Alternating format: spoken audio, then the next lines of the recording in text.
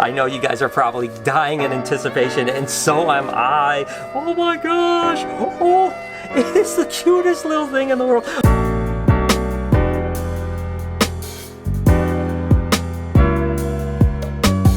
Hey, good morning everybody, welcome to the vlog. I hope the start of your day is absolutely incredible. As for me, it certainly is going to be, because we have some really cool packages to unbox. We have some snakes that are coming in that I'm super excited about, and again, we have that really amazing package of that rare animal that I've been telling you guys about for the last couple months. I cannot tell you how excited I am about this package right here with this really uber rare animal that I set up yesterday. So if you didn't see that, go ahead and click the link in the description and you can watch the setup yesterday. And for those of you that guess, you'll get your answer. So this is the box of this. But you know, before I do this, I'm gonna go ahead and open up something else, you know? And wait, hang on a second. I was just kidding, guys. I swear to gosh, look at this. I swear to gosh, there's nothing in this box at all. But I do have the shipment. I promise you I do. But look at this. Look at it's empty, guys. I wouldn't have just thrown the animal. I know some people are like, oh my God, Brian just threw the animal. I wouldn't have done that. Regardless, I am going to show you that animal a little bit later, but I have 2 shipments of other animals I'm super excited about. So let's go ahead and unbox them right now. And for the record, this is not from my buddy that ships me the ball pythons. There's no ball pythons in these shipments whatsoever, and I'm pretty excited about a few of the things that we're getting. We haven't had them in a while. And some people have asked me, like, why do you buy snakes? Why do you get shipments like this? Well, it's a couple reasons. Sometimes we buy animals from people like this that we want to have breeder stock for. Other times we buy them because we don't produce the animals or don't produce enough of them, and we want to buy them and offer them to people that want to buy snakes. So I only deal with really reputable people that I really trust, you know, that have amazing collections. And this guy has a really phenomenal collection, and I trust him tremendously. So I never concern about him at all. And oh, look at all these bags here. There's some really amazing animals in here. Let's go ahead and start with this one right here. Woo, this is so cool. And by the way, there's a couple animals in here that Jessica is extremely excited about. So we actually got some of these last year and haven't had them ever since. So I'm really excited to get them again. And of course, these are a bunch of Hog Island boas. Now, the Hog Island boas are a smaller species, and the majority of them that you see out there now are integrated with Colombians, which means they're gonna get a little bigger. These are some of the only pure Hog Islands that I know that are left in the country that are being produced on a regular basis. So it is so exciting to have these guys again, and you can see they have a much more muted pattern. And what's interesting is at night sometimes these guys will actually lighten up. So they're almost like the chameleon of the boa world, but hey, there's still a lot of other stuff to look at. And I should be having babies of these myself pretty much anytime soon, but you know, I have such a demand for them, I didn't want to wait. When these were available, I thought, you know what, let's go ahead and get them, because so many people have been asking about them. So let's take a look and see what I'm talking about. Of course, I'm talking about little Brazilian rainbow boas. Look at how amazing.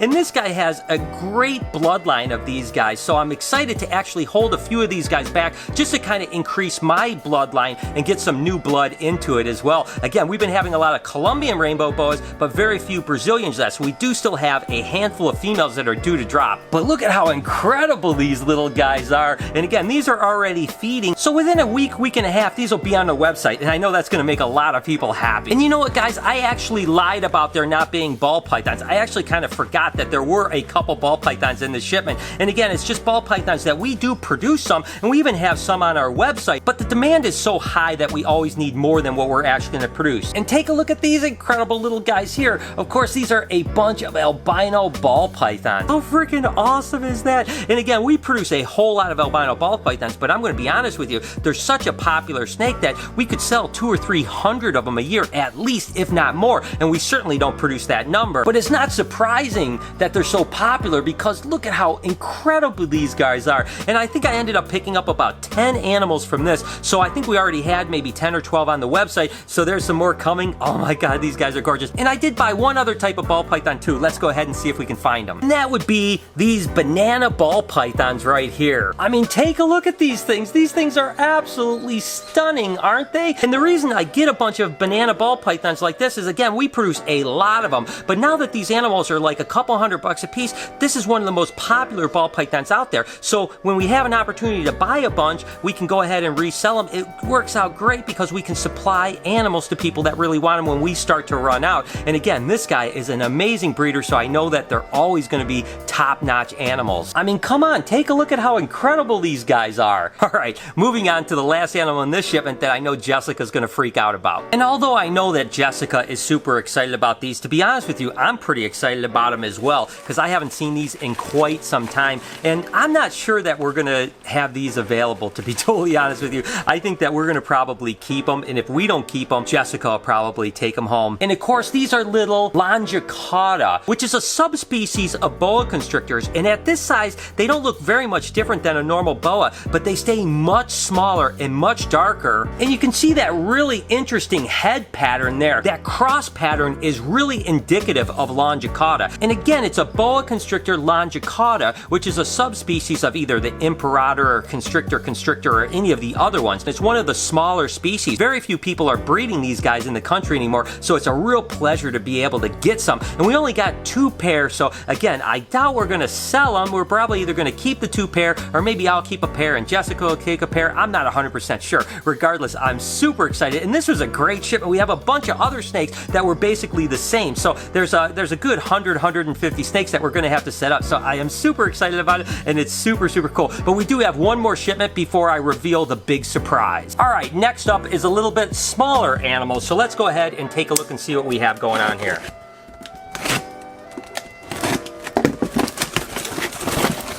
Alright.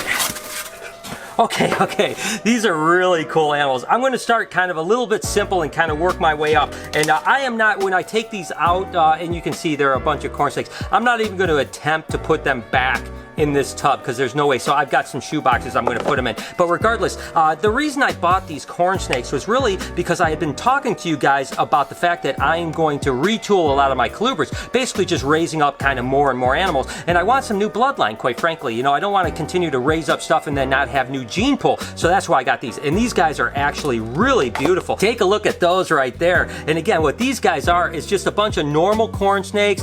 There's some snow corn snakes and albino corn snakes. And again, these aren't anything like crazy to speak of, for instance, but you can see how pretty the snow corn and albino corns are. But really, for me, it was just about getting new bloodline, you know? This way I can raise up some animals from someone else's stock that isn't related to mine, and I can breed them, just get some new gene pool in the colony. So the next tub here is a little bit different. To be honest with you, you can see these guys kind of just look like normal corn snakes. There's a locality that people oftentimes say is like the nicest corn snakes out there, and that would of course be the Okatee variety, and there's some really stunners here. So this guy has a really beautiful Okatee line, and so this is going to be really great to raise up. It just makes things more rich. They have really beautiful defined saddles. Oftentimes they have nice black borders, and ooh, and these guys are getting crazy on me. Let me put these away. Alright, so now that those are put away, I want to show you one in particular animal that really stood out to me here. And this animal right here, this is kind of the perfect example of an Okatee. You can see it has very strong saddles,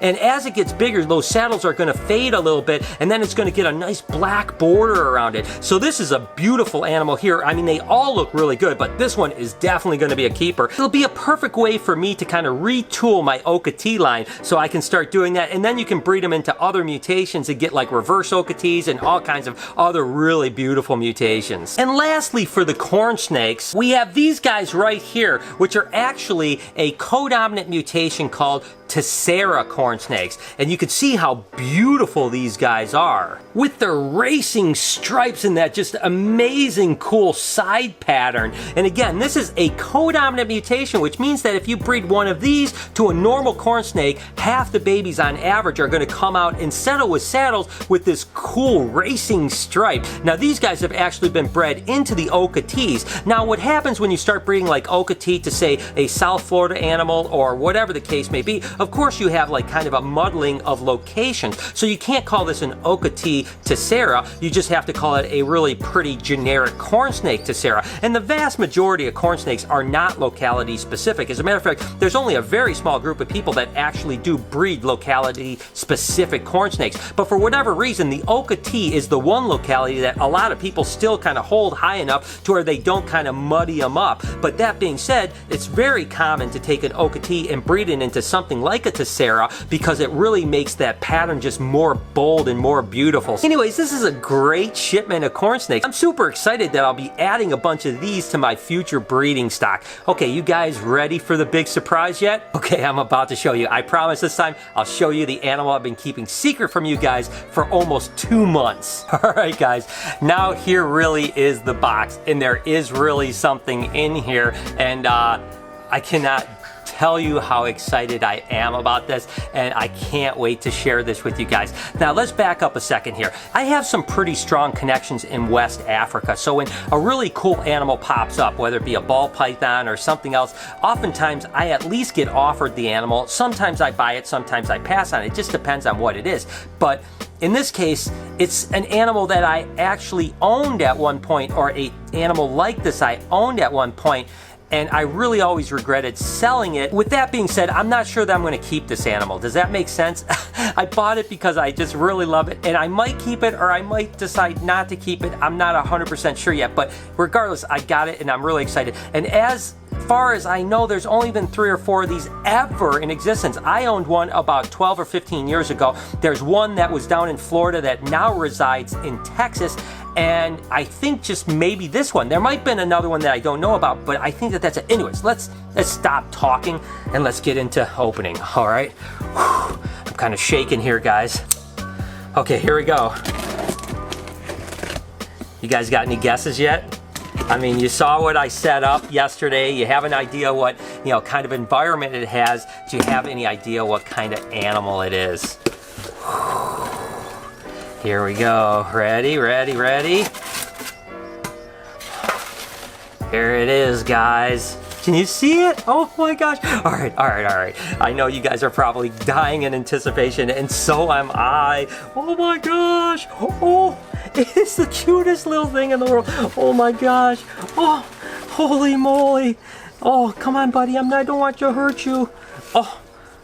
All right, guys, that's it right there. An albino Nile monitor lizard. That's right, a little albino Nile monitor lizard. And of course, this is a T negative albino. You could see those amazing colors and of course those pink eyes. I mean, just take a look at how amazing that is. Now, some people have been breeding the albino water monitors, which are really a superior animal in all honesty because they get bigger. They're typically a little bit more docile than the Nile monitors. But you know what? I just love Nile monitors. I've always loved them. Of course, I have the jet black ones that are on loan with a buddy of mine, Chris, down in Alabama, and hopefully at some point we're going to produce some of these things. So I had to go ahead and get the little albino when I was offered it. And I'm not going to lie, this little bugger here might have been a little bit of a knee-jerk type of purchase, and maybe it's something I should have thought a little bit more about, but the truth is when I got offered it, I just said I have to have it, and it's just absolutely amazing. Now, again, this is one of the rarest animals I've ever had in my collection. The fact that,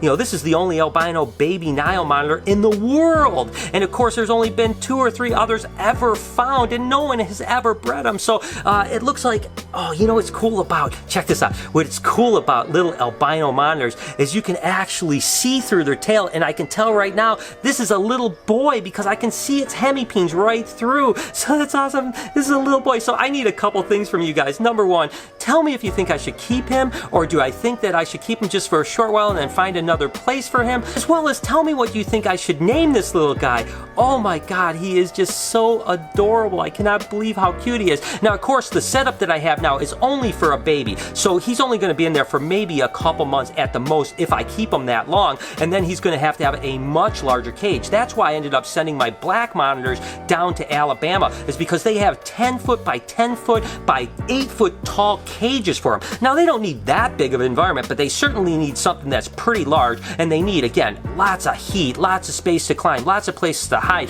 UV light. They need all this type of stuff. So if I do end up keeping this guy, I'm going to build him something that is probably going to be like 8 foot by 6 foot by 8 foot tall with all kinds of things. And then I have to just ask myself, where am I going to put that? I have some ideas, but I'm not going to share them with you right now. And again, this guy would be a great addition to the zoo, wouldn't you think? I mean, there is no doubt that people would come in and look at that animal animal and think, holy cow, how awesome is that? So that's one of the things I thought too. It's like from a zoo standpoint, it's probably a great mascot animal, along with a lot of the other animals I have. So I don't know, so what do you guys think? I mean, you as excited as I am about this little guy? Oh my gosh, I want to get him set up, let him get settled in, and then see if he can eat in the next couple days. He has been eating for the guy that I got him from, so I think he's going to be in really good shape. So was it a good surprise? Is it one of the rarest animals I've ever owned? So what do you guys think? Let me know down in the comments, and do me a favor, smash that like button if you like this thing. Oh my god, there it is.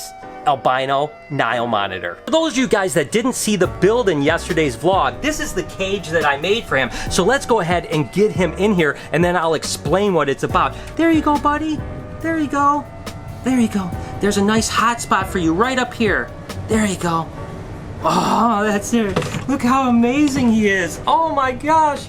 He is just the cutest thing in the world. Oh my gosh.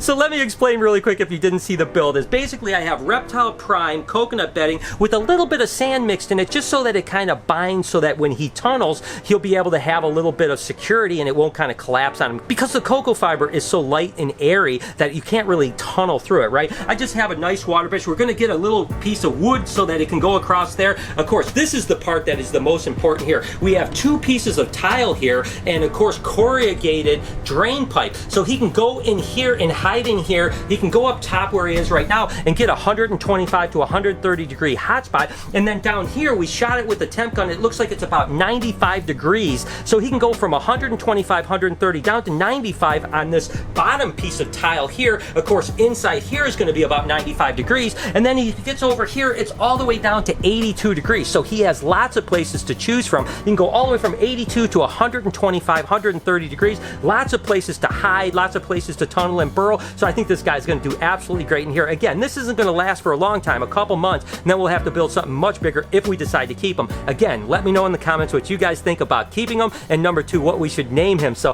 there he is, guys, the big surprise. I hope you guys are as excited about it as I was. All right, guys, so there you have it, my reveal of my big surprise. I am so excited. I hope you guys are excited as well. I'm going to go ahead and end the vlog here, guys, because I'll tell you what, it's like an emotional roller coaster when you get stuff like that. It's like my emotions go up and down. It's just great, and I'm super excited about it. Thank you guys so much for joining me, and thank you guys for all your suggestions and names and what to do and all that other stuff. You guys mean the world to me. Can you do me a couple favors? Can you smash that like button for me, as well as hit that notification bell, so if you turn on those post notifications, you know when I post a video, which is every day, by the way, you guys know that. Make sure to be kind to somebody, and I promise I'm going to see you guys tomorrow.